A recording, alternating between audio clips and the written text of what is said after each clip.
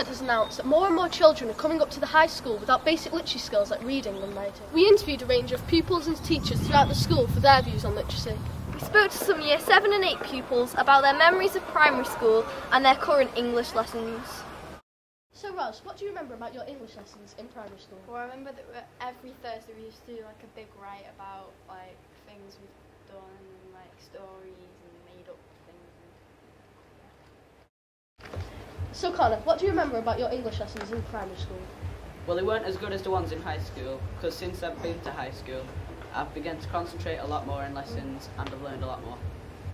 I struggle with spellings because in primary school we only did a spelling test once a week and the words are quite easy. That whatever class you're teaching, you always want to make sure that the level of challenge is right for that class. So for example, if I'm teaching a lower set in year 8, I'll make sure that the basics are being covered and make sure, because that is a challenge for them.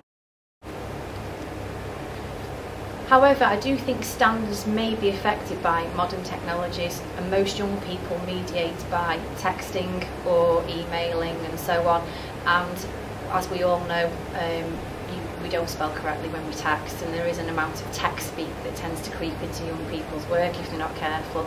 And also we have autocorrect on computers and phones and so on, so we're not really paying full attention to our spelling. That gets corrected for us without really understanding why. So I think yes, that does have an impact to some extent.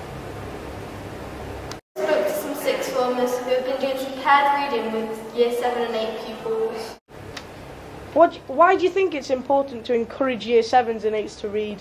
Because it helps them in later life, because if I didn't know how to read or write, I wouldn't be in college now and I certainly wouldn't be going to university. Do you think work best?